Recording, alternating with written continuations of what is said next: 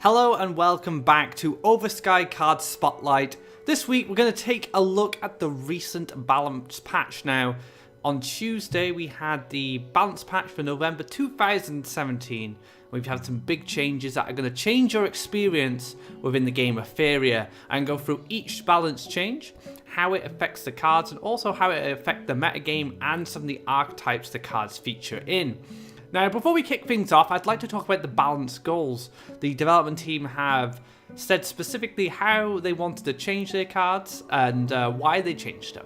So if you take a look here, we have the balance goals. We'd like to continue to minimize the impact of certain movement tricks and can have an early game that often spoil the fun for the other player. So one of the things about Faeria that has been kind of in the game for a while is early game movement. Horsemaster in Red Combat was a very frustrating thing to play against in the early game because if it was used on an underground boss, it could lead to a massive snowball.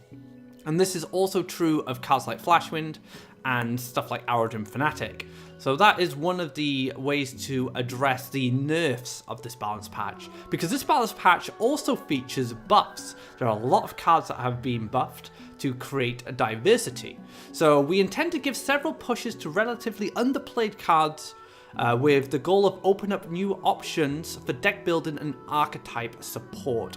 So this is a cool way of giving new tools to pre-existing archetypes or potentially creating new ones or new stronger variations of archetypes that haven't had much exploration.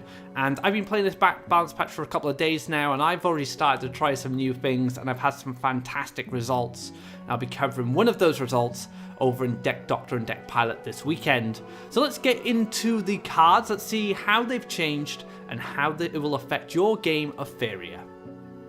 Our first card is going to be a nerf, and we're going to look at the nerfed cards first, and then we'll take a look at the buffed cards because they're the most fun. Flashwind has been changed, so now it is from a 2 desert to a 3 desert card. So it takes an extra desert to get this card going. Also had a bit of a buff along the way as well to compensate for its land adjustment. You now only have to pay 2 Faeria to move an enemy creature.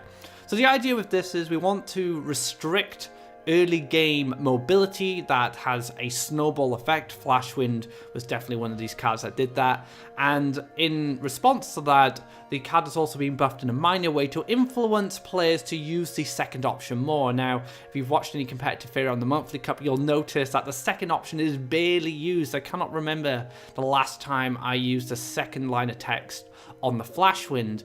So hopefully the Faeria cost reduction on the second line of text will encourage players to use this as a way to move enemies out of the way or out of position.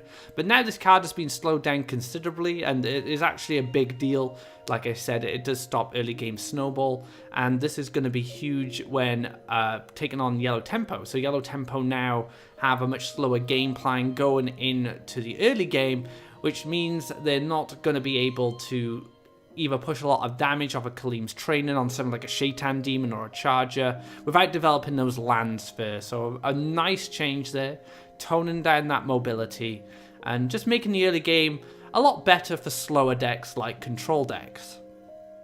Up next we have the Silent Horsemaster. It has been adjusted, so now it costs 3 wild lands.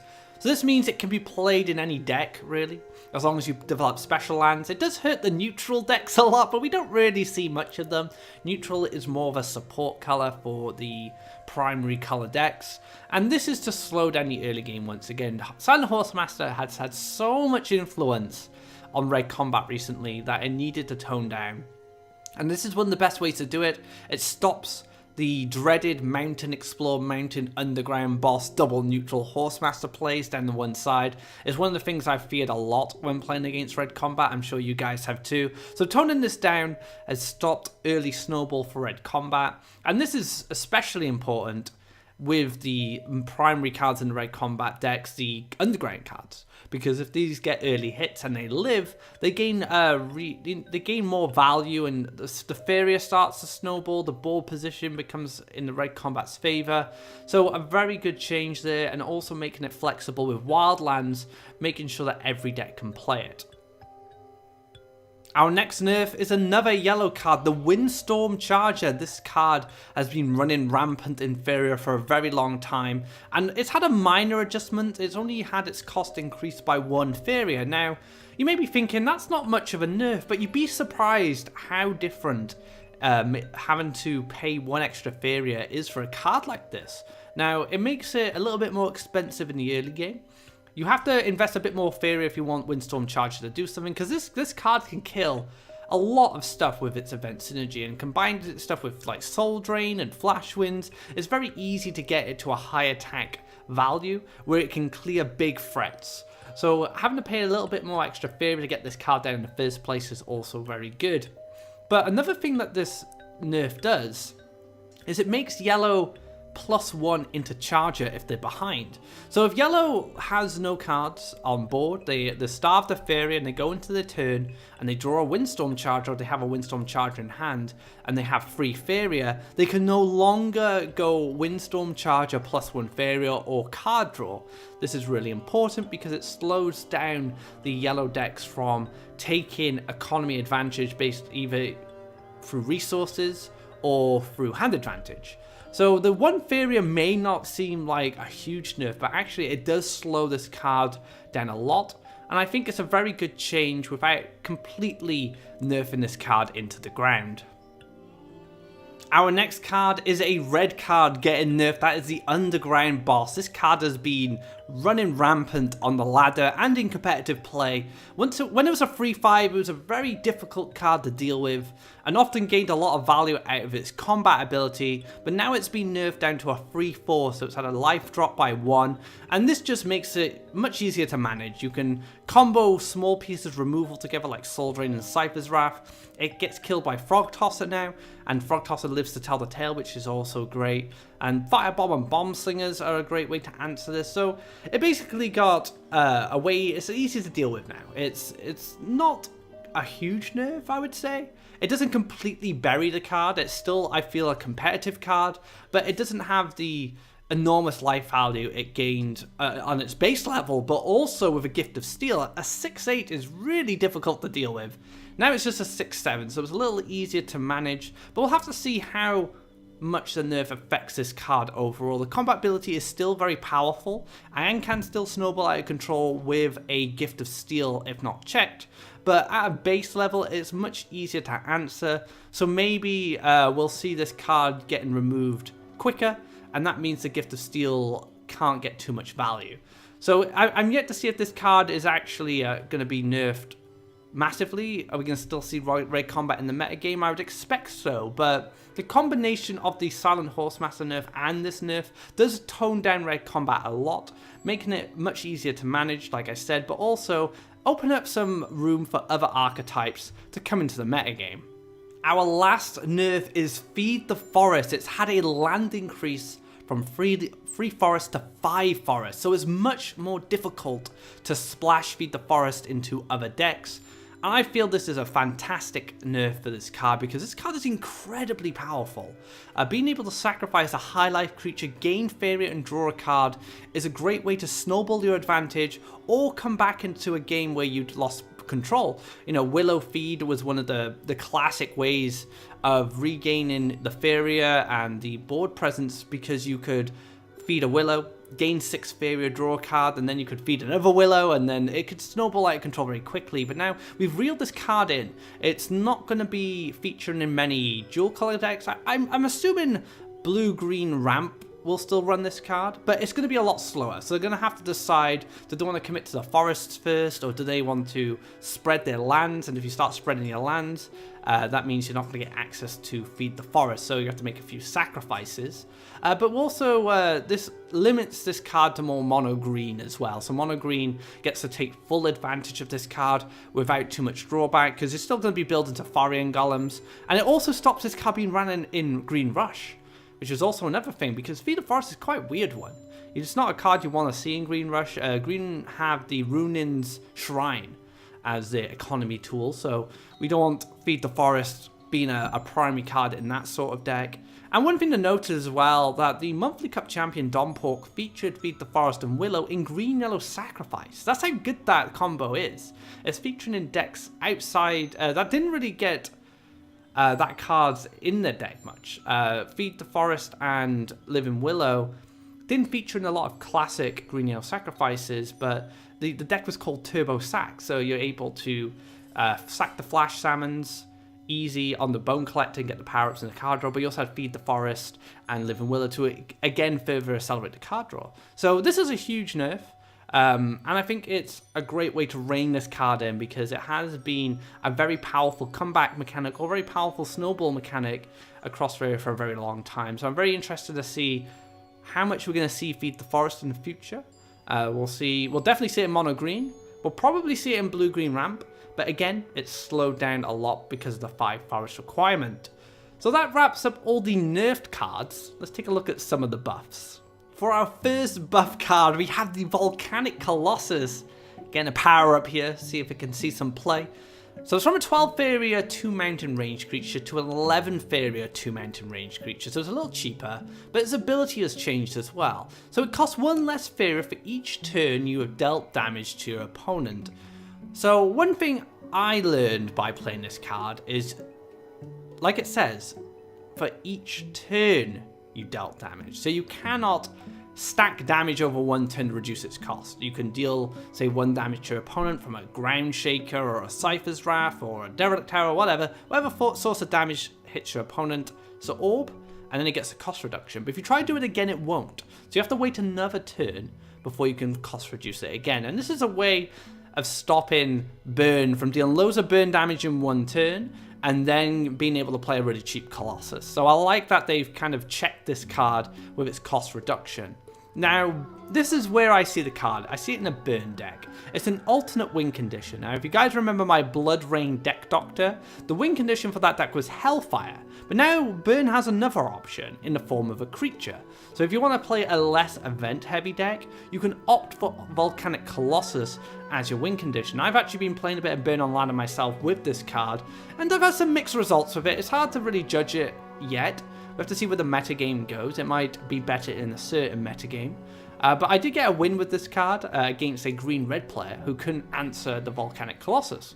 So it may have some practical applications within the burn archetype, but I think it's too early to tell to see how all these buffs are going to change the metagame. And that's something we'll learn as the weeks go on and as the players figure things out and we get a very solid idea of how certain archetypes stand within the competitive environment.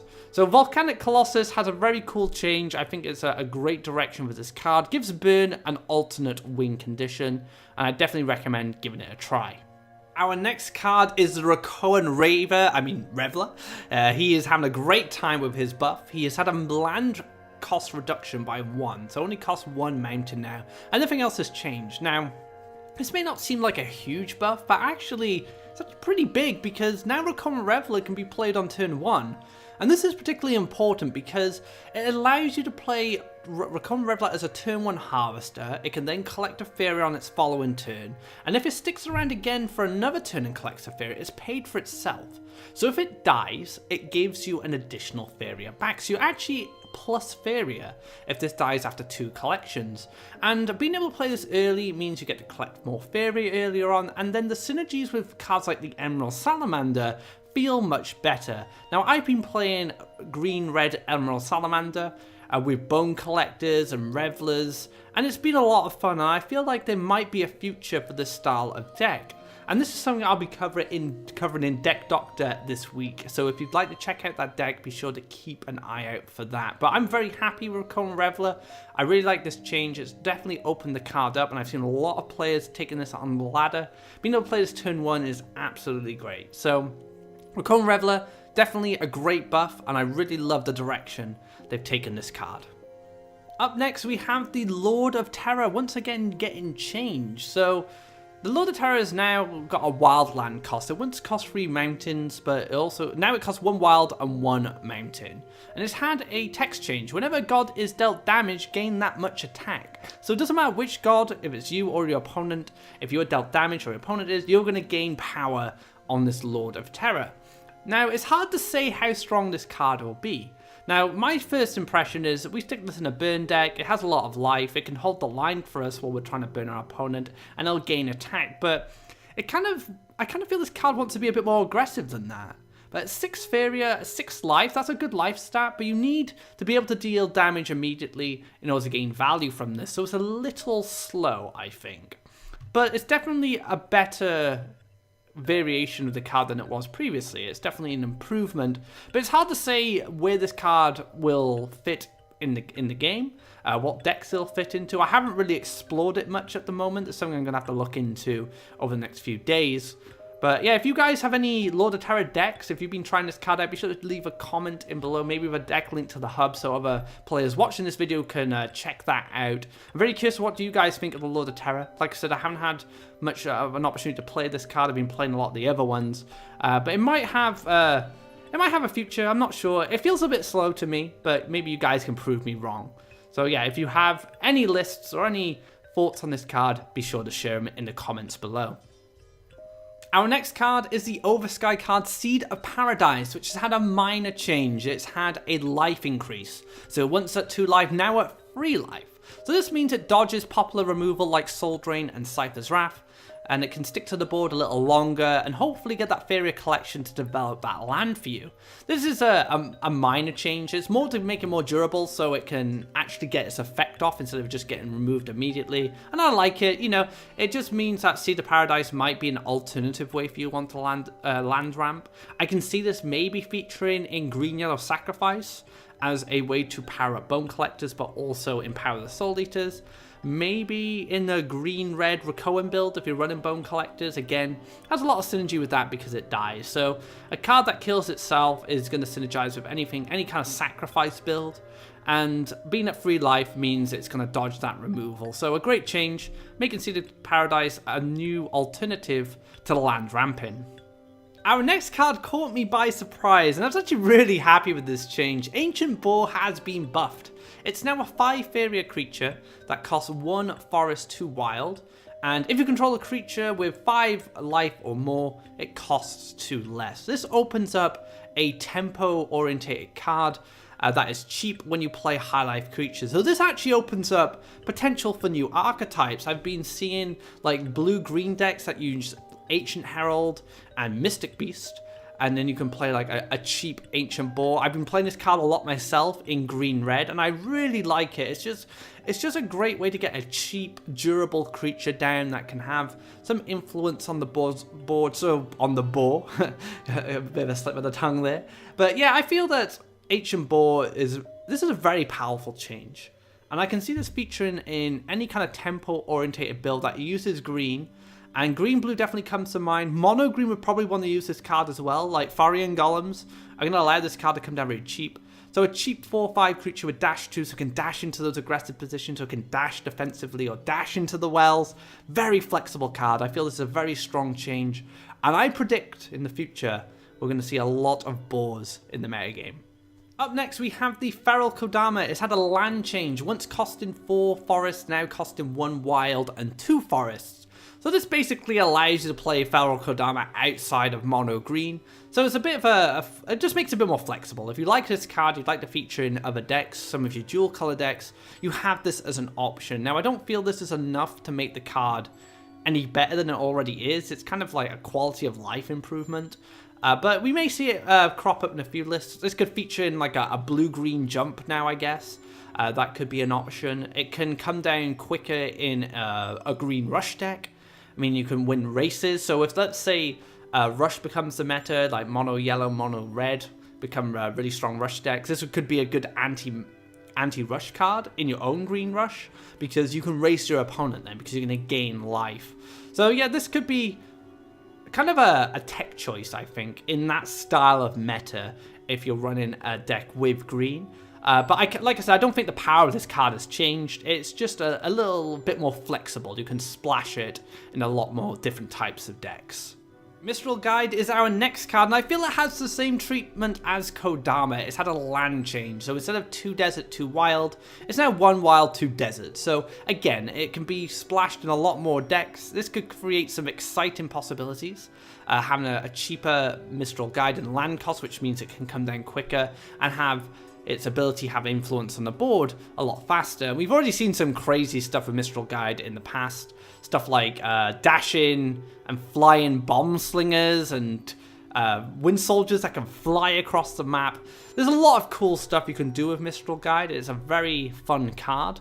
And I'm really happy to see this get just a minor change, just to make it a bit more flexible and just come down a little bit quicker. And maybe we'll see this more in the future. Who knows? Mistral Guide, very fun card. Give it a go. Up next, we have the Lord of the Wastes. This has had a stat change. It's now a 6/4 instead of a 7/3. Now, I feel this is a really powerful buff for Lord of the Wastes. Lord of the Wastes could feature in 2 decks in my mind. Or maybe 3 decks, actually. So, Yellow Rush could use this card. We've already seen how powerful Demon Wrangler is. But maybe we can see Yellow Rush return to its Deathwish Ghoul roots and gain loads of Faeria back from playing Lords of the Waste. And there's a 6/4, it dodges Flame Burst, and I think that's really important. It's a bit more durable, it's lost a bit of attack, but it can still kill Ground Shakers and Ancient Heralds and anything with 6 life, so very powerful change there. Green Arrow Sacrifice can make use of this card. I've been trying this in Don Pork's monthly cup build, taking out the Feed the Forest, taking out the Willows, and trying Lord of the Wastes instead with the Deathwish Ghoul. So a different kind of economy package. And again, I feel this could feature in another sacrifice build, Mono Yellow Sacrifice. This is another deck I've seen cropping up on the ladder as well. So Lord of the Wastes opens up a few new options for pre-existing archetypes. And who knows, maybe I'll make a mono yellow sacrifice. And we'll start seeing stuff like the Shaitan Monstrosity. You know, that's another card that could synergize with this. So open up a lot of possibilities for decks we already know about, and maybe even some new ones.